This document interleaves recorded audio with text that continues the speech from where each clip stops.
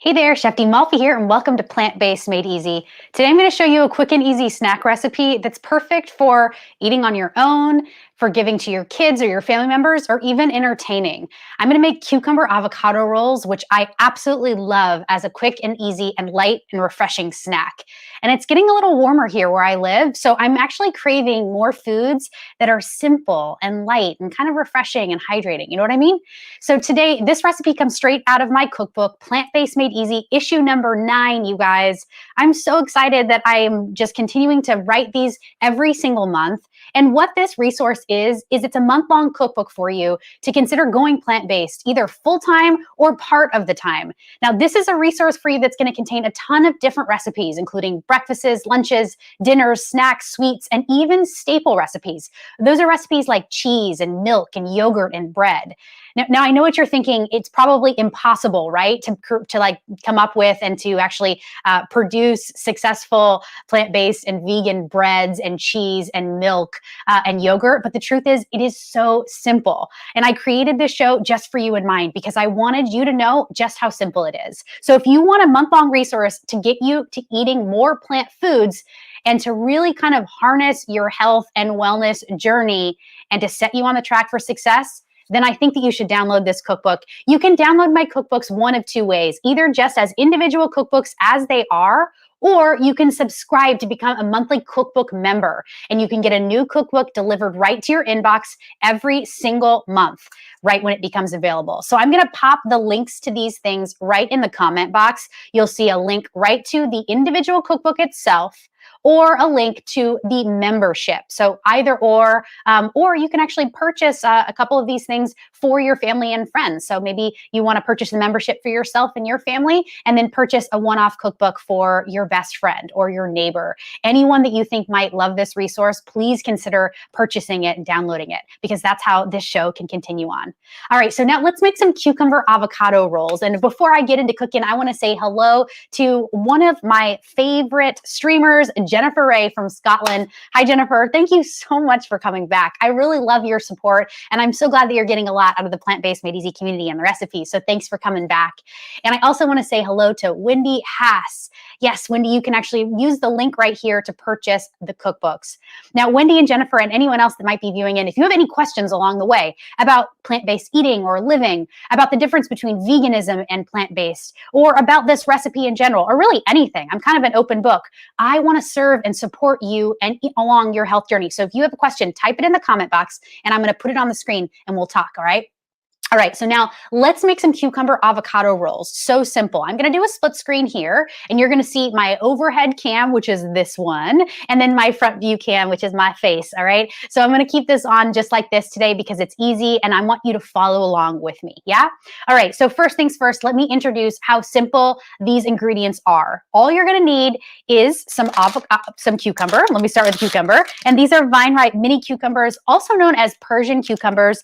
These come from Melissa's Produce.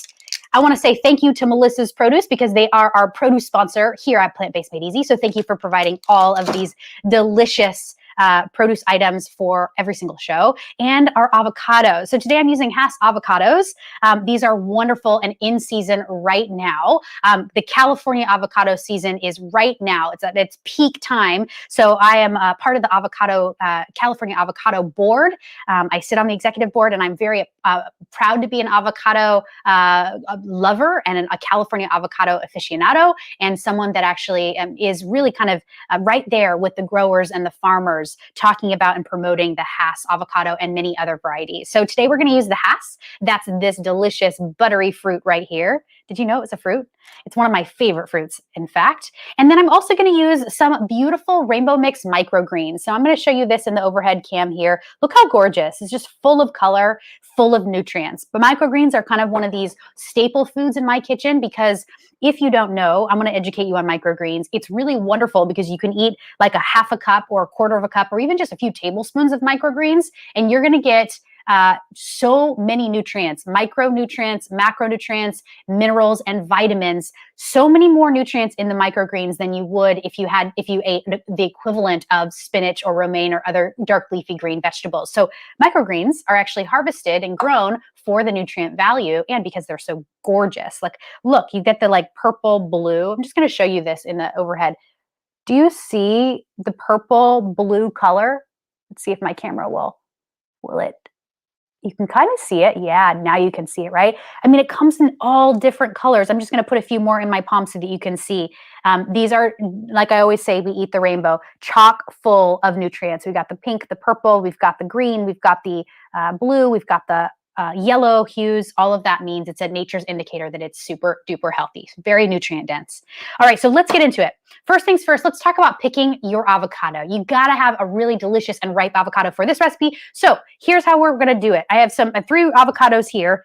Now look at the overhead cam. Can you tell which one is the most ripe? I'm not even gonna lift it up, but from here, is it this number 1, number 2, or number 3? Can you tell from here which is the most ripe of the avocados? You can look at the size. You can also look at the color. You can also look at the texture of the skin. Any guesses? Mario, thank you so much for coming back. I really appreciate your viewership. So we're looking at these avocados and we're trying to determine which one is the ripest of them. Is it number 1 here, number 2, or number 3? Put it in the comment box. What do you think?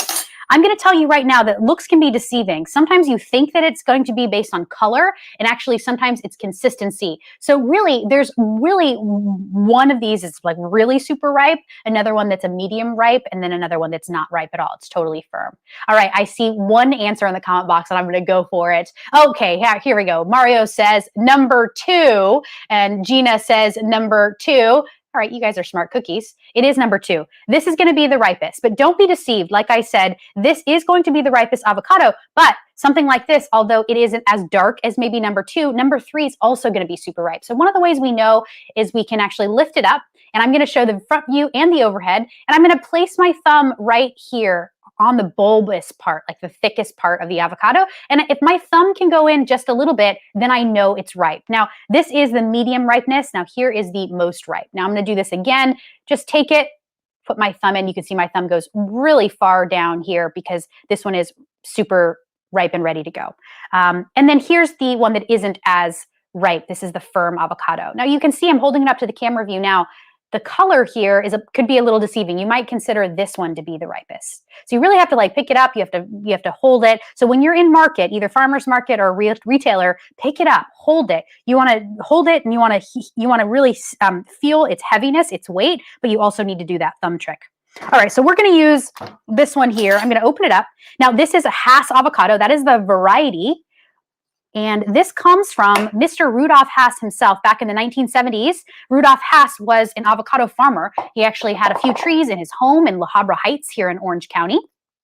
And he decided that he would actually, he actually had a different variety of the avocado plant initially, and he decided that he was going to actually plant the avocado tree that he had not yet planted, which was the Hass seed. So he planted it, a tree sprouted, it was pollinated, it got great fruit. He served it to his children, and his children loved it.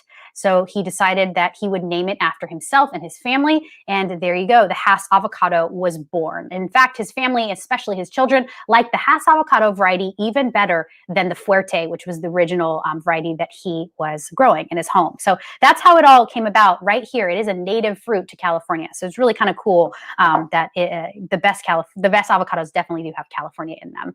I love that. That is the phrase from the California Avocado Commission. So we've got our ripe avocado here. I'm just going to season this up. Little salt and little pepper. I'm going to stop talking as much now. I just wanted to tell you that story. I'm going to use a little sea salt, little black pepper. And to this, I'm going to add my microgreens. But first, let me mash this up. I'm going to use a fork. See how easy it mashes? That's what we want. I'm just going to do half the avocado because I'm only going to make myself a small snack here.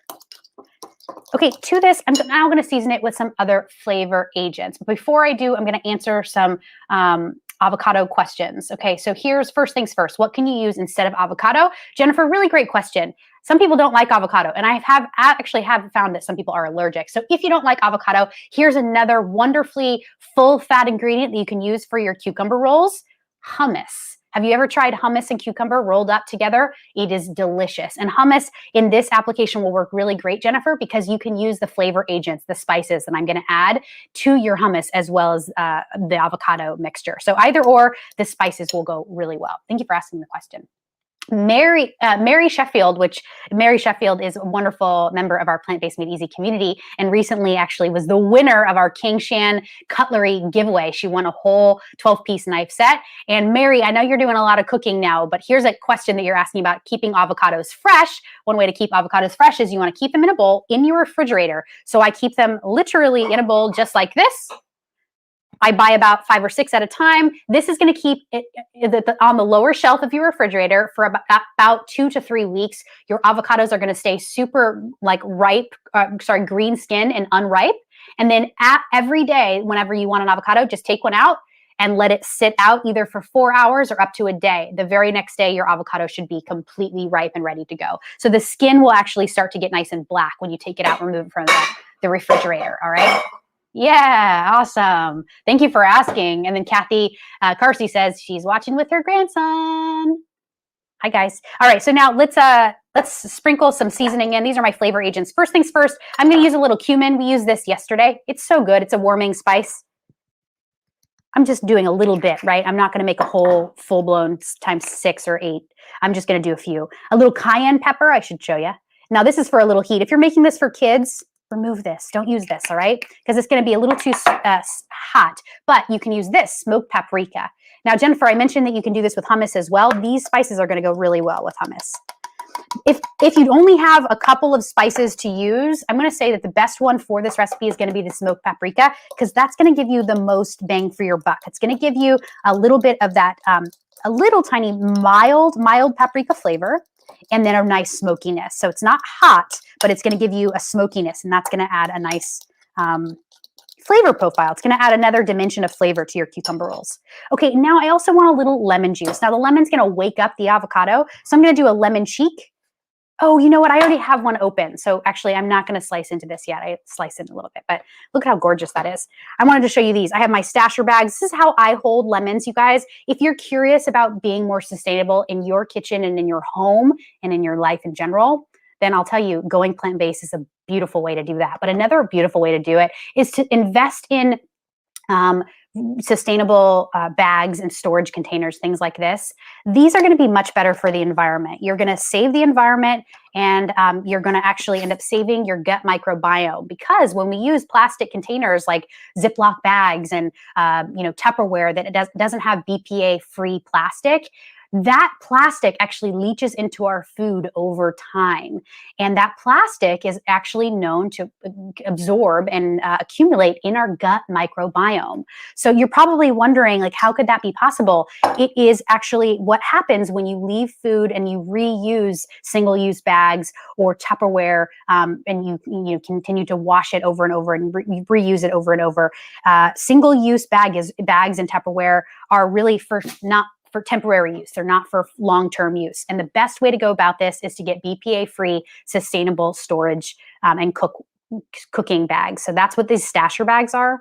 I'll put a link to my Amazon storefront in case you do want to check out the stasher bags, because they're awesome. They come in all different sizes, and they're not just for storage, they're for cooking. So you can throw in some green beans, you can put a little water or vegetable broth, some salt, pepper, pop it into the microwave, or pop it into a boiling pot of water, and it will sous vide right in your bag.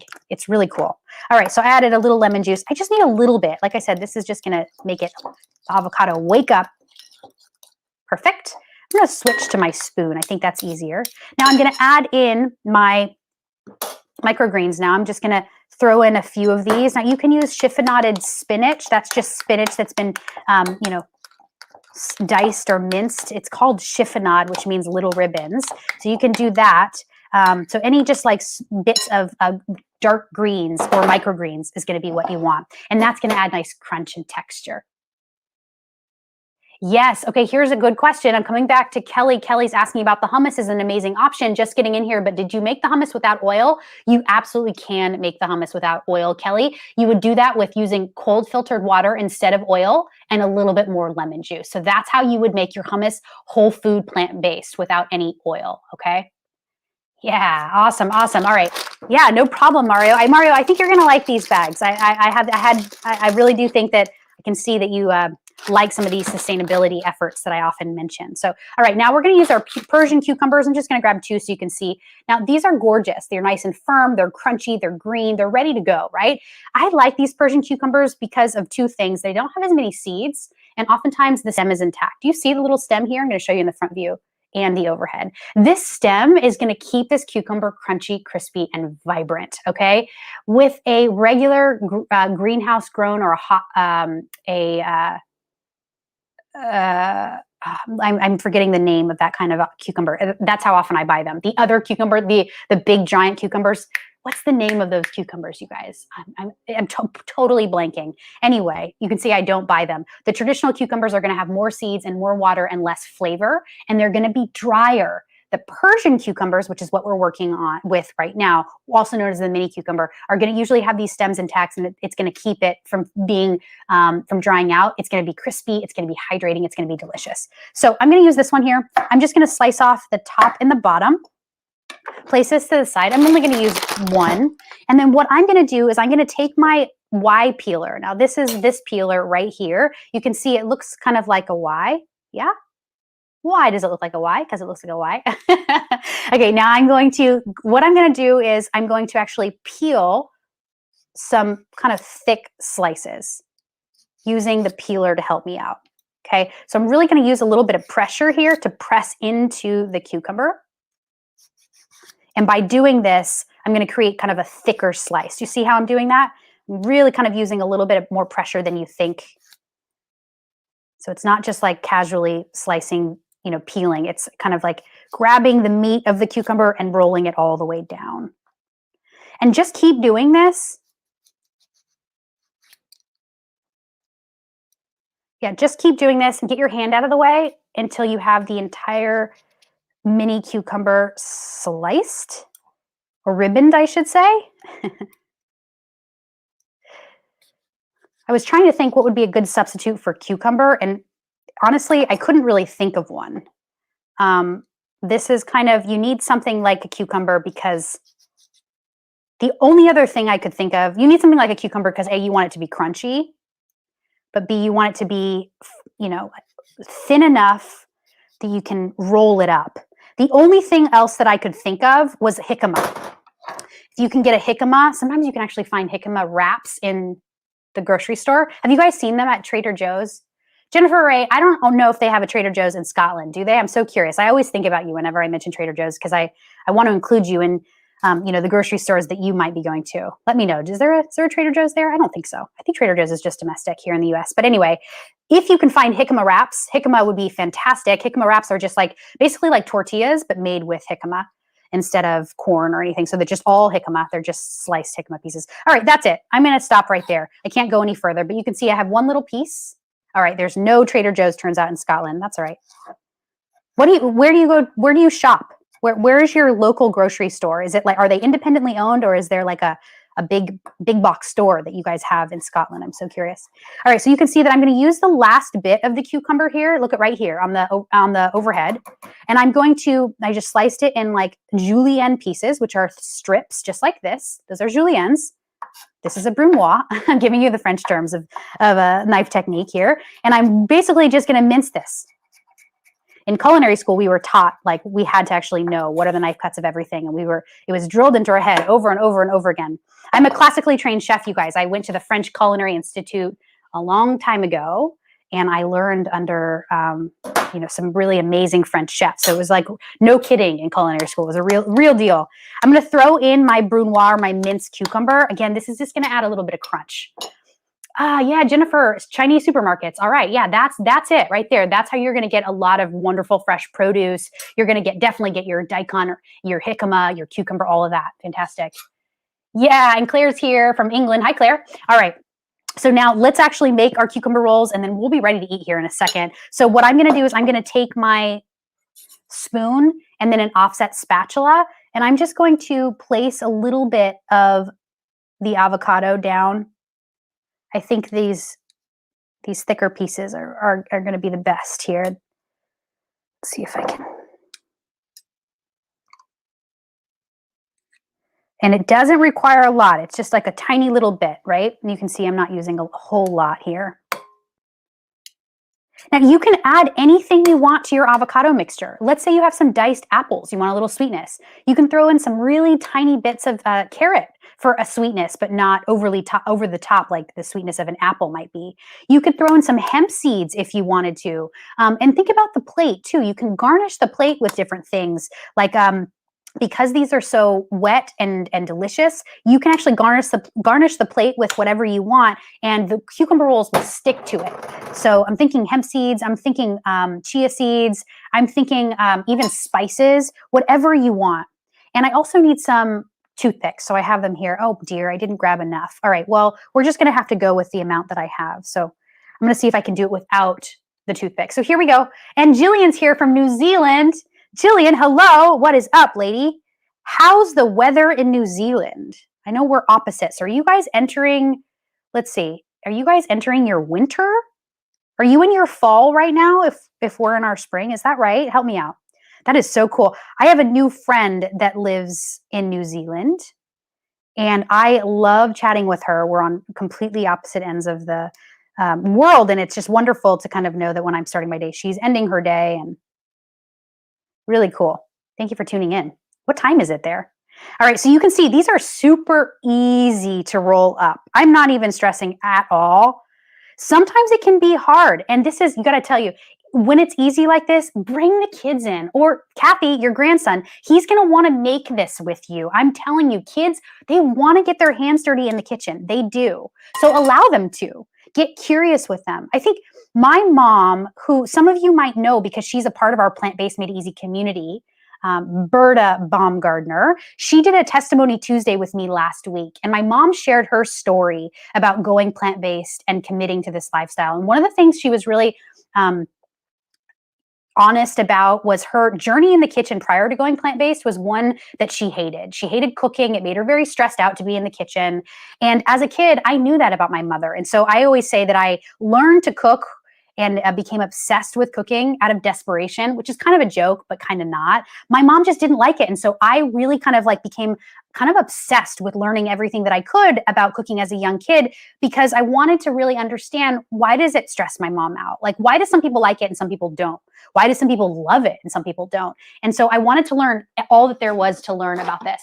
And I'm telling you this to say that my mom, even though she didn't love cooking and she didn't love being in the kitchen, my mom knew that I had fostered an interest in cooking and being in the kitchen. And so what she did was she actually, she really kind of allowed me to explore the culinary arts. And every week, anytime we would go to the grocery store together, she would allow me to pick out a piece of produce, anything I wanted really, and kind of just experiment with it at home. And I really love my parents for that. I mean, I really love my parents for all of the reasons, but my parents really kind of fostered my love for cooking and the art of food with me. And so even though it wasn't something that my mom loved, she allowed me to love it. So I think that's really important, especially now.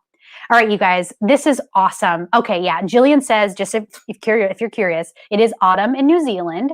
It's a gorgeous season there, and it is 7:45 a.m. All right, so I'm meeting, so it's 7:45 a.m. Wednesday or Thursday. I think we're ahead of you, so I think that you're just waking up. Is that right? All right, so here, you guys, we have these beautiful cucumber avocado rolls. This looks so great. You know, I'm just gonna add a few more microgreens to the plate, because why not? And here's where you can get really kind of creative. Just like place them down wherever they'll fall. And this is just gonna like heighten the gorgeousness of this dish. You can actually even let them go in the middle and kind of just stand out beautifully between the pieces. I mean, really, how yummy and gorgeous does this look? It looks like something that I would want to dive into, because it's just crispy and crunchy and easy to eat. You know what I mean? Like, it's not a big commitment, this one. All right, now that looks yummy and totally ready for a gorgeous picture, I think. So I'm gonna just do a solo layout so you can really take this in with me. I mean, yum, right? They look like little tiny spring rolls. And they're like, you know, cucumber rolls. They look like little ribbons. You can see that some of the cucumber is like opening up, I think it's just elegant. It looks really great. That's why I think that this is a perfect snack recipe for entertaining as well as just enjoying. So that's all I have for you guys today. Thank you so much for joining me for another episode here at Plant-Based Made Easy. I always have fun doing these shows, and I have to because I want to, because I love what I do. Please purchase my cookbook, shameless self-promotion, but it's not about me, it's about the recipes. I want you guys to have this resource so that you can live healthy and well, and let me be your support in that. All right, you guys. So purchase issue number 9, available right now, or become a cookbook member and get a new cookbook delivered right to your inbox every single month. I really love all of you. Thank you. And if you haven't done so already, please join us in our Facebook group. It's totally free. Plant-Based Made Easy is the Facebook group. We are 4,700 people and growing from all over the world. And we're all doing this and enjoying plant-based eating and living from a completely new and different place. So some of us are fully plant-based, some of us are still animal product eaters, but we're meeting in the middle and we're creating community and unity throughout. So you guys, that is it. I don't think I even want to take a bite because I need to like save this for my photo. So I'm not going to right now, but you guys, I will see you on the next one. Please come back for more. And until next time, have a wonderful rest of your day. Peace out.